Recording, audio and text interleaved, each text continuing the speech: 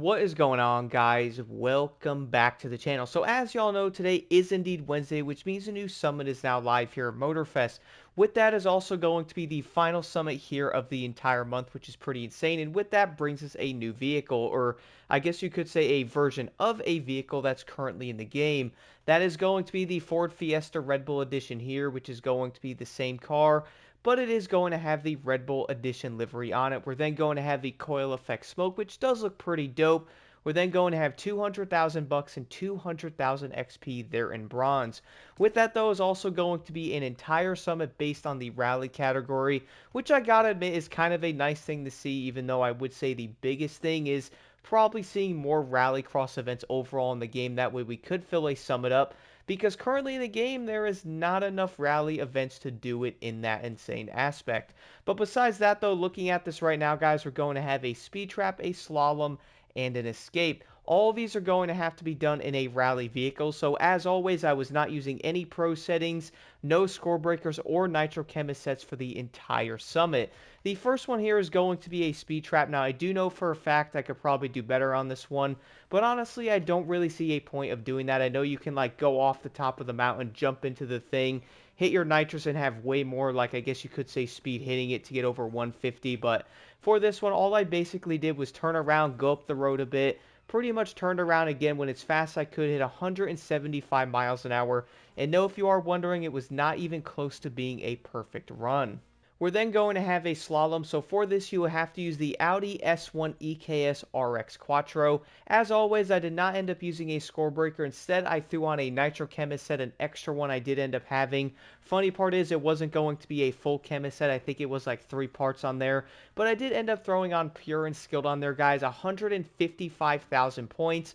I got around 13,651 points, and yeah, I'm basically, I think it's what, like maybe 2,000 points behind the max out points you can get with a score breaker. So you really don't even need a score breaker. Legit, just throw on any go par you have, put skilled on each one, and you will basically be good to go on this one.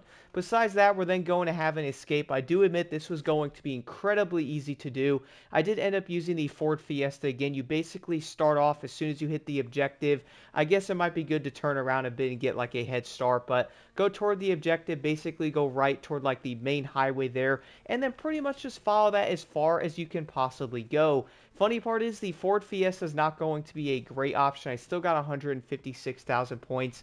So if you guys are looking for a decently high score on this, you do not need a good maxed out vehicle, or I guess you could say a meta vehicle, which I'm sure everyone does notice is going to be the Peugeot 205 T16 Evo 2.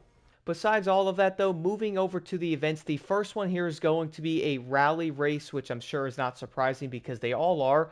This is going to be vehicle owned, to where you are going to drive the new Ford Fiesta. I got around 2 minutes and 37 seconds on this, guys. Now I do admit this race is not going to be shocking, because this is going to be the same event with the insane amount of S-turns basically everywhere.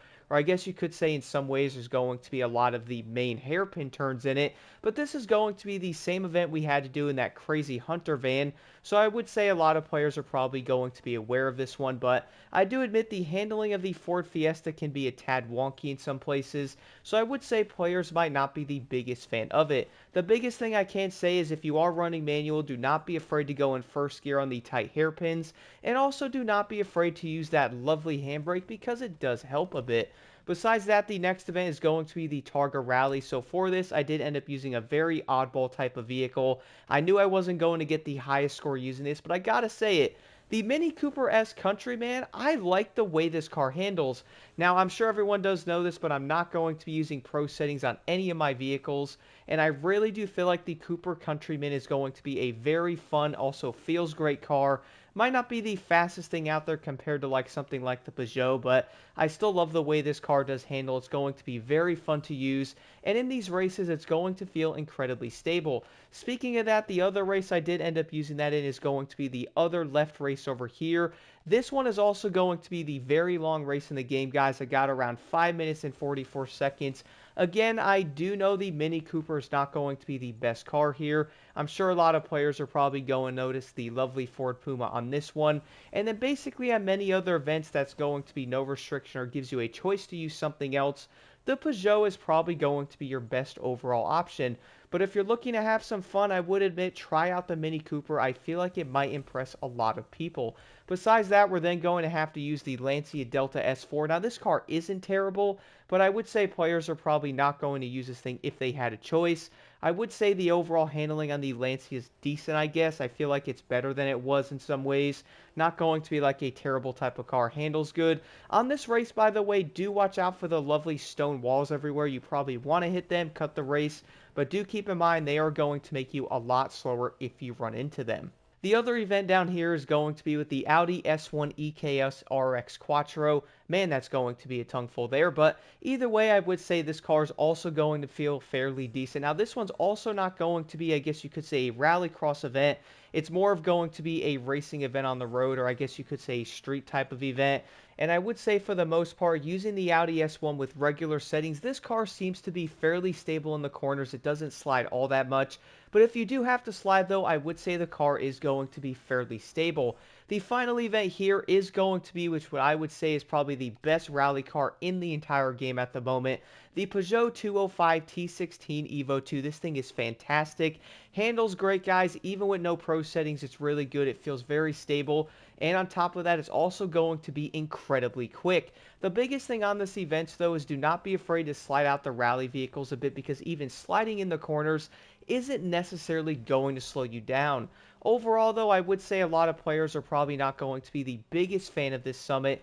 Well, a few of the factors might come down to, let's say, the rally cars themselves, maybe the events as well. But overall, though, I would say players might jump in, try to do some of the events, and go after the rallycross vehicle. But at the same time, I feel like players might look at the Ford Fiesta and go, I mean, do I want it? Do I not? Most likely going to come down to preference. But overall, though, if you have any questions, do let me know in the comments below. Besides all of that, let's jump right into this.